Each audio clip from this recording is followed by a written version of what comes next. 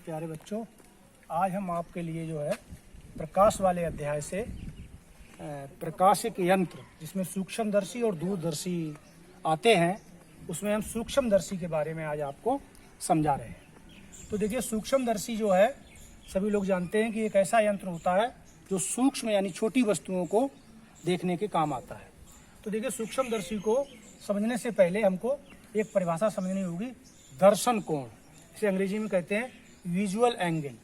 तो इसकी परिभाषा बहुत शॉर्ट में है कि वस्तु द्वारा नेत्र पर अंतरित कोण को दर्शन कोण कहते हैं। जैसे यहाँ पे एक चित्र बनाया गया है कि ये जो है नेत्र दिखाया गया है और ये नेत्र लेंस है, इसके सामने एक PQ वस्तु रखी हुई है, तो ये एक एंगल बनाती है अल्फा, और इससे जो है इस वस्तु का जो है इस दूरी पर रखने से एक प्रतिबिंब बनता है AB यहाँ पर।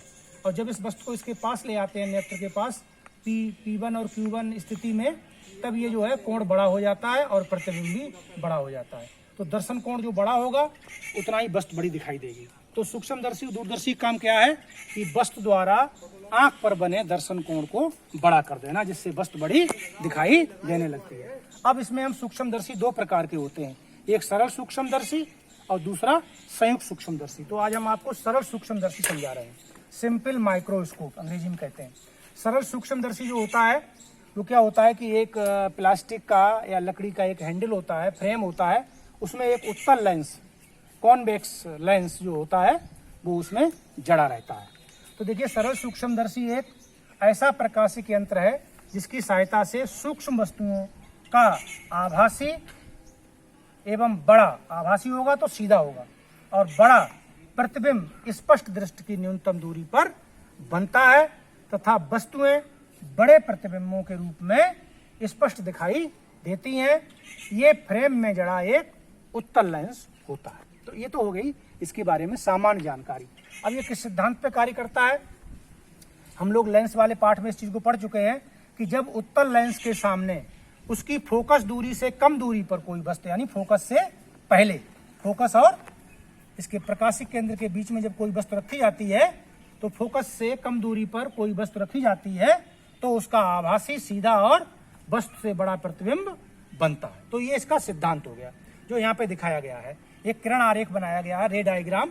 तो इसमें क्या है, एक उत्तल लेंस है यानी सरल सूक्ष्मदर्शी दिखाया गया है, और इसके सामने जो है एक वस्तु रखी गई है जो कैसी है, जो इसके फोकस से पहले रखी गई है। तो इसका जो प्रतिबिंब होता है, ये किरणें जा रही हैं, एक मुख्य अक्ष समांतर जा रही है जो इसके फोकस से निकल रही है, एक इसके प्रकाशिक केंद्र से जा रही, सीधी जा रही है। ये दोनों किरणें आगे बढ़ाने पर फैल रही हैं। जब इनको पीछे हटाते हैं तो ये इस बिंदु पर मिल रही हैं B' पर। यहाँ से लंब डाल देते हैं तो A' B' इस AB वस्तु का बड़ा आभासी और सीधा प्रतिबिंब प्राप्त हो जाता है। ये इसी का सिद्धांत भी है और यही इसका किरण आरेख है।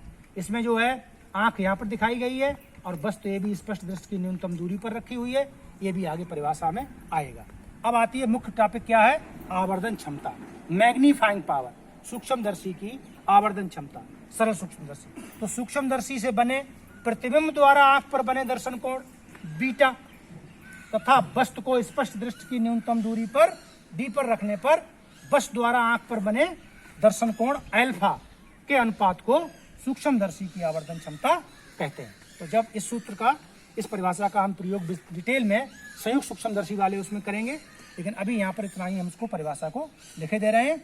अल्फा के अनुपात को सूक्ष्मदर्शी की आवर्धन क्षमता कहते हैं। तो देखिए, अब आवर्धन क्षमता का जब हम सूत्र निकालेंगे तो दो स्थितियां लेंगे। यदि वस्तु AB का प्रतिबिंब स्पष्ट दृष्टि की न्यूनतम दूरी D पर बने, तब आवर्धन क्षमता का सूत्र आएगा M बराबर 1 + D/F। D का मान होता है 25 सेंटीमीटर स्पष्ट दृष्टि की न्यूनतम दूरी, और F है उत्तल लेंस की फोकस दूरी।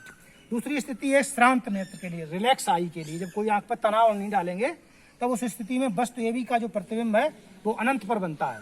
तो अनंत पर बने तब आवर्धन क्षमता हो जाएगी M बराबर D/F, जहाँ F उत्तल लेंस की फोकस दूरी और D स्पष्ट दृष्टि की न्यूनतम दूरी। अब आते हैं कि सरल सूक्ष्मदर्शी का उपयोग कहाँ करते हैं।